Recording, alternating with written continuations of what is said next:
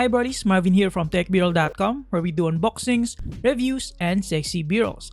And today we're going to do an unboxing review of the Zeblaze Thor 6 smartwatch from Banggood.com.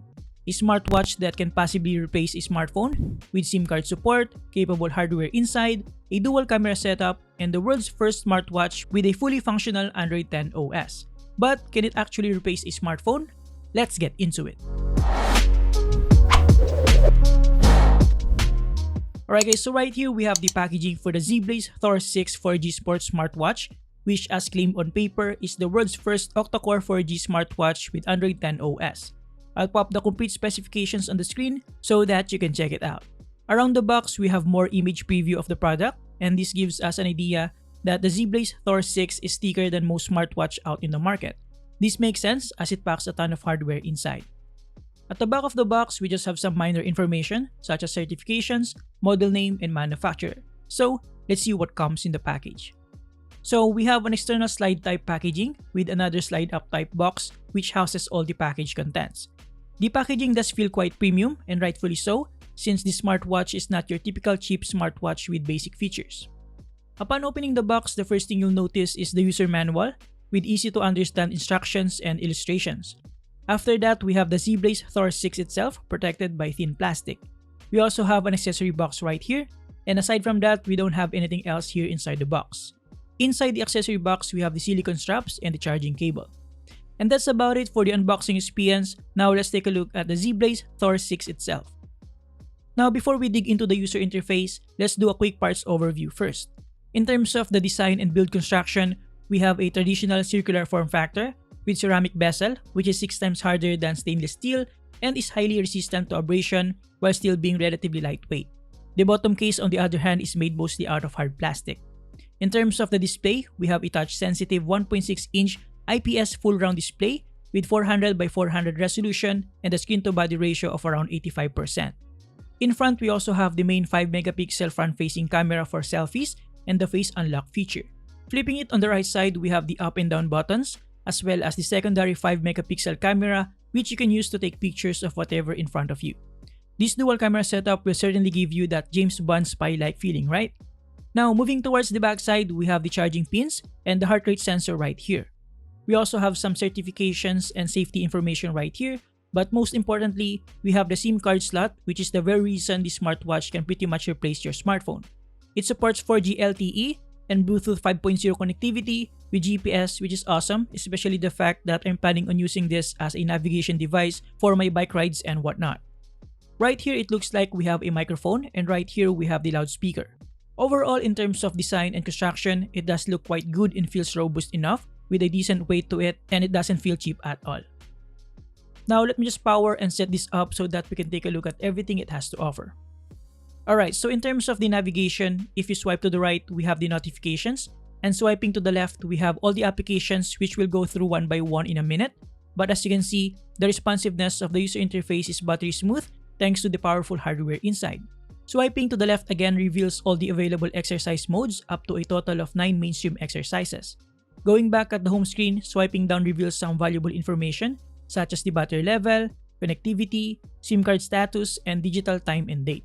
Swiping to the left reveals some shortcut toggles such as quiet mode, airplane mode, mobile data, GPS, Wi-Fi, Bluetooth, and brightness adjustment as you can see here.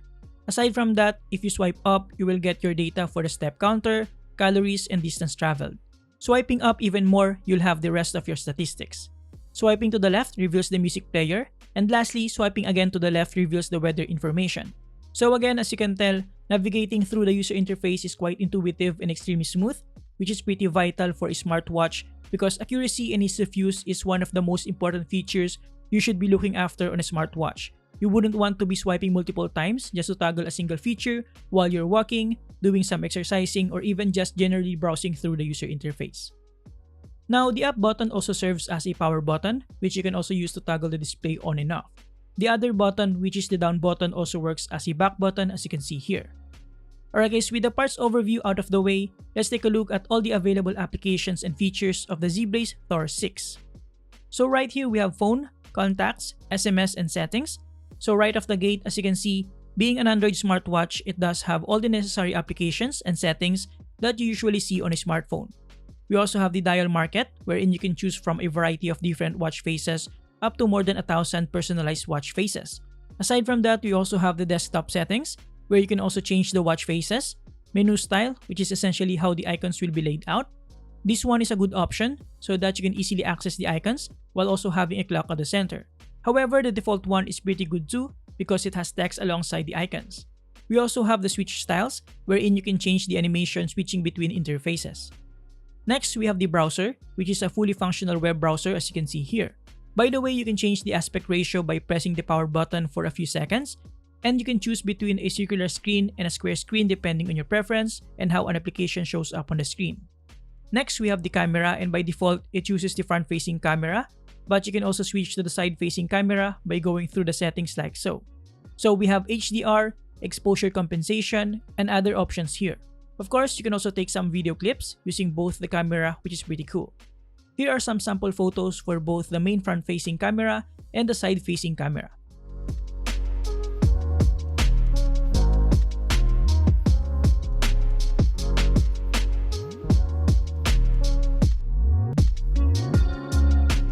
Next, we have the gallery for the photos and videos you've taken, and then we have the calendar and a nifty heart rate monitor right here. Unfortunately, it doesn't have an oxygen saturation level sensor, which is available on most modern smartwatches. It also doesn't have any built-in sleep monitor, which is actually quite important for me. But I guess we can just download some sleep monitor applications to compensate for that. Moving on, we have an alarm clock, music player, sound recording, file manager, weather, optimization, which includes valuable features such as clean task, screen lock, and face lock for security, since this is basically a smartphone and does have some important private applications and information. We also have an app store that only has a couple of apps to download, which is actually pretty weird, but there's that. We also have fitness, wherein you have a bunch of exercise modes. Next, we have the assistant, which essentially has tools to connect or control your smartphone using the smartwatch. Aside from that, being a fully fledged Android smartwatch, we have a Google Play Store. Essentially, this means that you can actually download and install any Android application that you want, and you can do so without worrying about storage space, as this smartwatch features a substantial 64GB of internal storage, and not to mention an adequate 4GB of RAM. Next, we have maps and a bunch of other applications that I've already downloaded like Gmail, YouTube, Spotify, Sleep Tracker, and many more. Like I said, you can pretty much download and install any application that you want. However, with a screen this small and with this aspect ratio, application compatibility is of course not guaranteed. What's cool about this is that you can actually play some games, like the Subway Surfer, which is a relatively lightweight game, and as you can see, the gameplay is actually quite smooth and the touch sensitivity is accurate enough.